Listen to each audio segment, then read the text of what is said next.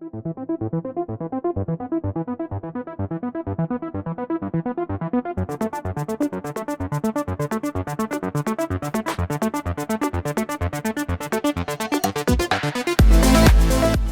first of all, congratulations on the launch of new range of your scooter. Thank you so much. And with that, I would have my first question for you. What exactly is new on the new range of scooters? Could you give us an insight on that? Well, I begin with saying that you find the skin is almost the same, but the heart and brain has all changed inside. Lots have changed inside, like I was explaining also, in the powertrain, in the battery, and even in the backbone, which means chassis and the black parts of the scooter. Even the plastics have become par excellence automotive grade now. So everything has changed, but we have purposely retained the shape and outer looks because of the beloved Optima that people have liked so much. To make sure that people are still familiar with it. Yes, the name as well as they like it so much. Forcibly also, if you want to withdraw, we will not be able to withdraw. Okay. And when you talk of familiarity, now I have another question for you. Like, it's been 15 years for Hino Electric as a brand in the Indian market. And 15 years ago, electric scooters, or if we say electric vehicles, was a term unheard for Indian masses. How has been this to what we are standing here today? I know. See, sometimes passion pulls a business, not the profit motive. Perhaps the start point was the passion of doing something, not really knowing what is going to happen. That time there was no government support. There was nothing like it's going to blow up like that. But there was a passion of doing something new, something futuristic, something good for you, something good for the society also. If that is a motive, then it's a black hole in which you are entering and you are ready to face all the issues. That we did also. For the first few years, it was so much of new things happening, so much unpredictability. We very soon realized that, okay, unless the government supports it, this category cannot grow, because otherwise on its own, it will be twice as costly or more than that as compared to the very good vehicles, petrol vehicles at that point of time. So we started an association, we started talking to the government, we started telling them, please help us. Something happened also. But yes, it has been a very interesting, exciting journey, a lot of learning. The best part is we put 600,000 customers on the road.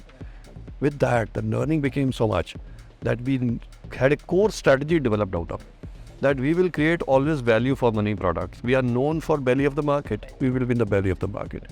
We will not create frills and fancies, which are so easy to create in electric. You can easily have a motorcycle going at 150 kilometers. Have a big halla gulla around it, have investments around it, but that's not a business we want to do. So we created that, we remained in that, we are in that, we will be in this. So now with this answer of yours, I have a lot more questions for you.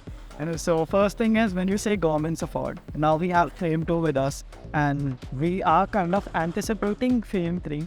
And if it comes into existence, what are your inputs on it? What are you expecting out of it? There is a country vision which is spelled out very clearly by the government, which is 30% mobility in 2 to 3 years time and 80% by FY30, right? Which means a huge lot of vehicles have to become electric.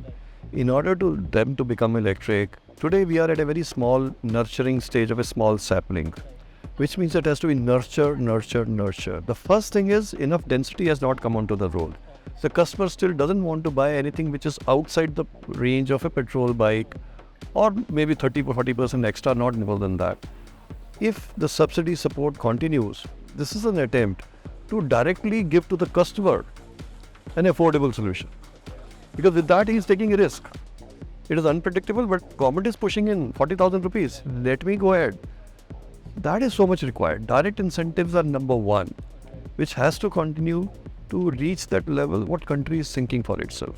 It can't be suddenly pulling the plug. It cannot be sharp tapering. Other than that are incidental things where charging infrastructure is there, skill building is there, technology upgradation is there, better quality products are there, more range is there, more people have to jump into it. Indirect nudging of petrol bikes to be brought into electric, those manufacturers should come into it. There are so many other. But number one thing that really works, we have seen wonders when FAME 2 revised was announced. Customer, if he gets something from the government, he is the happiest person. The more approachable. Well, That's what we believe we'll have. And I think charging infrastructure, do you still think that it is in a nascent stage? And if so, what are the challenges? And what do you think is the biggest resistance when it comes to the EV adoption? Because I certainly think it's eventually the charging infrastructure. In cars, 100%, nobody will buy a car if there's no charging infrastructure. In electric two-wheelers, there is a classic research we keep doing, and one of the last research we've done is there's a huge resistance before buying, that if there is no charging infrastructure, why should I buy an electric two-wheeler? But people who bought it, after that when we asked them, he said, oh, that was something which was not really true. Because we have never needed a charging infrastructure after that.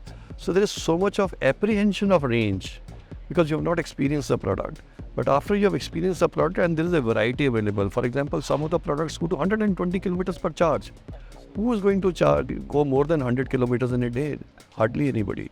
So people who are buying with wide open eyes, knowing that my product will go for 180 or 60 kilometers, they are the happiest lot. People who want in B2B longer distances, swapping is also a good alternate to a charging infrastructure. While charging may take time, but swapping, if it works well, can be a private domain where the guy makes money and the customer also saves so much. Yeah. And we talk battery swapping. So is Hero Electric planning to enter battery as a service business domain?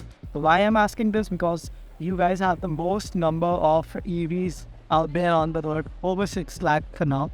So I think it makes for a very great value proposition. So is there an idea, is there a plan? Okay, we want to be in the core because there is so much on the plate and there is so much expansion possibilities. We want to don't want to distract, but we work on a preferred partnership approach.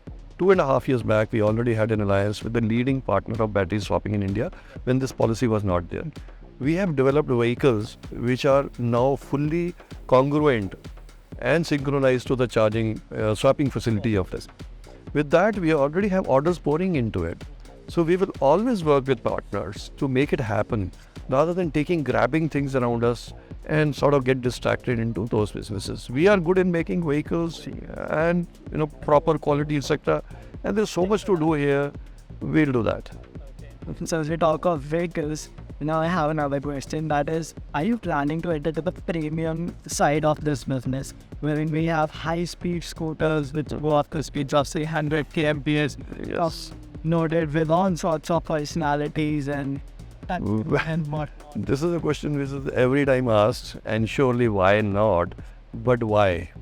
For example, does it make business sense to come out today with a motorcycle at a 60 kilometer or 70 kilometers? No, and it's not a motorcycle. Motorcycle, you would need to do wheelies also, zip, zap, zap.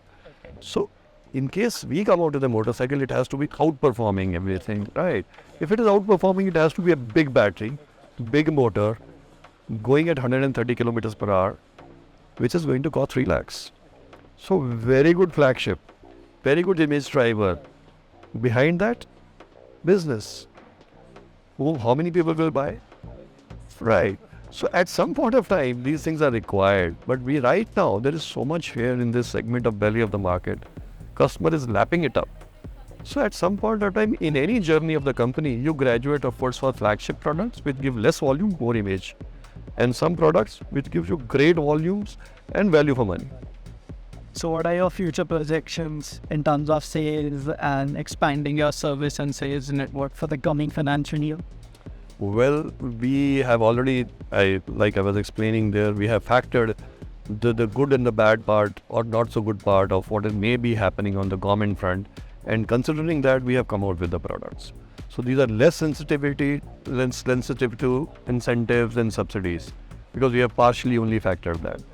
And come what may, even if it goes away, we'll take a beating and take the risk of making losses for 1 or 2 years. But we are very hopeful that government will not pull the plug. So from that point of view, if the subsidies continue, I will, in fact, halfway down the line, I'll develop my plans. Right now, I'm going for something like 40 to 50% jump in the turnover. But if I am getting transparency of subsidies continuing, I'll go to my original plan of 250% growth. That is the plan for the next year.